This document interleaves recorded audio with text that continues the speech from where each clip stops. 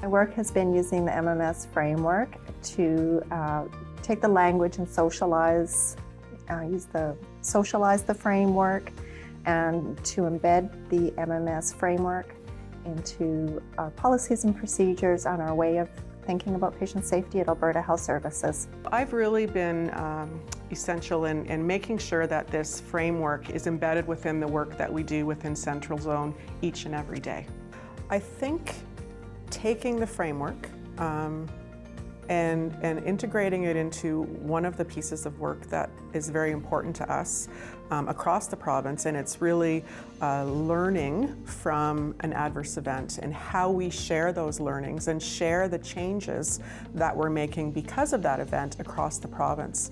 So what we've done is we've created a focused distribution process. So instead of sending out a blanket email of all of the learnings, what we do is we find those key learnings that are going to be relevant to a certain service program physician, and we send that out directly to that individual. But along with those learnings, we're sending them a guidance document, and within that guidance document are all 5 elements of that framework. And what that does is it guides them through the thought process so that they can determine whether or not the learnings from this event that may have happened somewhere on the opposite side of the province is actually relevant to the work that they're doing, and really gets them to have that conversation amongst their colleagues, amongst their peers, to say, hey, you know what, this is a risk here too. So the questions that we've provided for them just guide them through the entire framework so that at the very end of the day they can make that educated decision and that conscious decision based on the comprehensiveness of the framework. We've definitely gone from a reactive approach to a more proactive approach. And that's where we're leading that work as we review policies and procedures that we're embedding MMS language and mindset in those processes. So an example of how we do our event investigations. We focus on the 5 questions, making sure we're asking the right questions, the right people, and that we're taking that to organizational learning. How we frame some of our policies, like our never events policy, the process within that of management and maintaining an up-to-date list, making sure that we're actually being more responsive to the kinds of harm that our patients might experience. Even right now, as a provincial team, we're redefining our purpose within NHS and asking ourselves how we can set ourselves apart and give the greatest value for the work we do. When I think about some of the leadership in our zone, when I first broached the question, how do you know that care is safe on your unit, in your site? When I first brought that question to the leadership team, it was really clear to me that they rely on past indicators. So again, looking at past harm, looking at things that had happened before, very comfortable with looking at HSMR data. They're very comfortable with looking at our reported adverse events.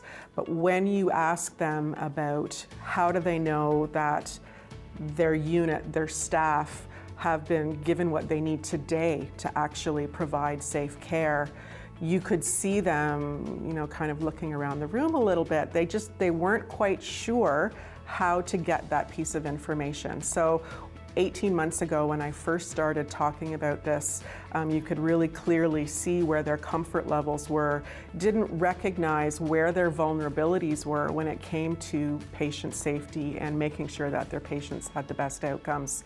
But when I ask that question today, I can clearly see the difference in how they answer. And what I'm seeing now, to me, is really a repetition, or they're repeating what I'm saying.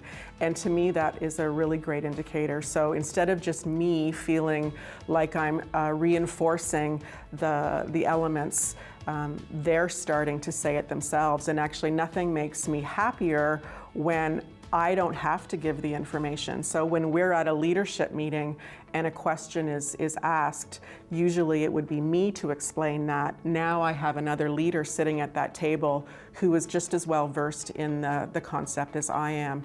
And that really means that I feel like I've done my job when I've inspired others to be able to answer those questions as well as myself.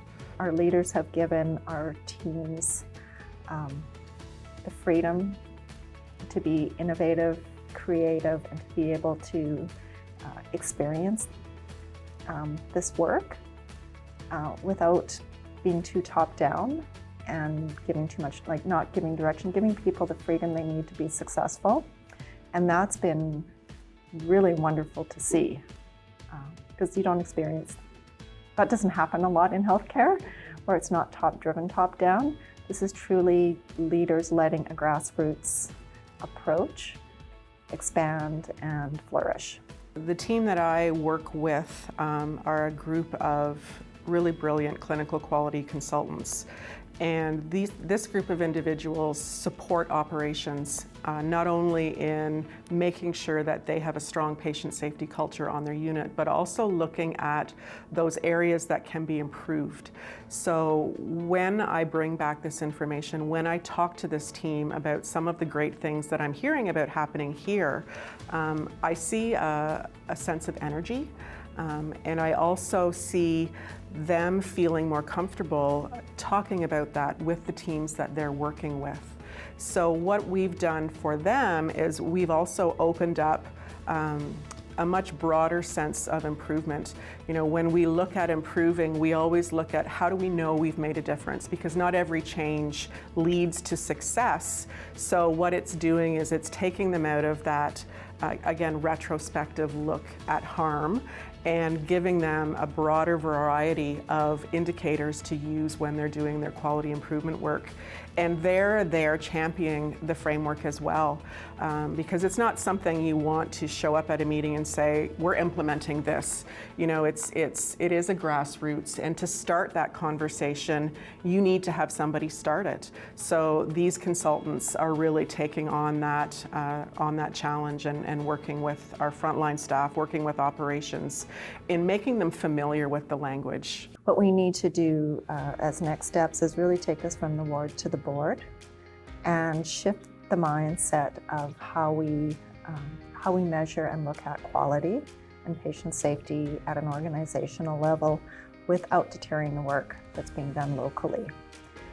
We need to move away from our focus on harm data and start focusing on the bright spots, clearing way for people to be able to be creative, innovative, and to be able to adopt the framework.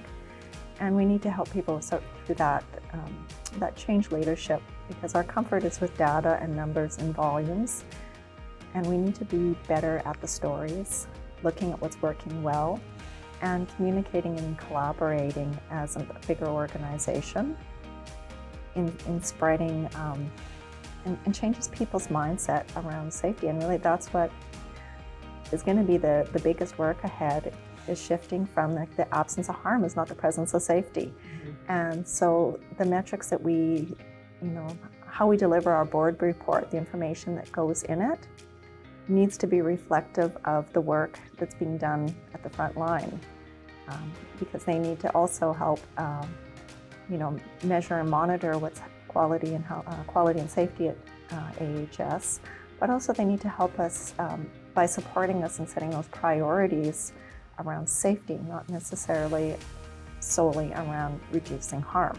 We actually have spent most of our efforts on our sort of mid-manager level and really looking at ways that we can hardwire the framework into already established processes. We're looking at making the framework a big part of any new development around a quality council, looking at that maturity matrix, asking councils to start their first meeting, their first of maybe one of 3 meetings, to look at that maturity matrix, find out where their strengths are when it comes to looking at patient safety, find out where those vulnerabilities are, where they can add a little bit more meat to the work that they're doing. Our patients and families, we hear their voice, but really not through this particular piece of work at this time.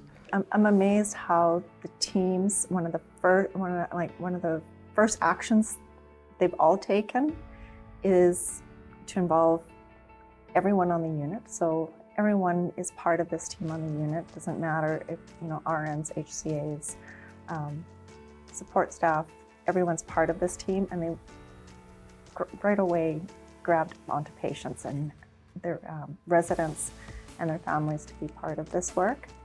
I love that because it's actually, like, if you're talking about sensitivity to operations, it's what matters to people. So if this work is around our commitment to those who serve and those we serve, I think that's what this work will do. So actually that was probably one of my favorite parts. It wasn't taking a framework and taking the theory and definitions and working that way. It was making the work meaningful by just using it to shape discussions with everybody that is affected by care. We introduce a lot of new concepts in healthcare. We have often heard the flavor of the month, that kind of ideal. When you start talking about a new idea, another framework, another way to talk about safety, I was really quite proud of our leadership and their willingness to listen and to really make sense and recognize that, yeah, you know what? We do put a lot of our eggs in one basket. We do consistently look at past harm. And yeah, we need to start thinking about the future a little bit better. We need to be able to anticipate and learn what may be expected in the future. So I guess really just the fact that so proud of the leadership, and again, their willingness to listen and take on another idea and to run with it. And like Lorraine said, to allow us to run with it and be able to influence others within the zone with it.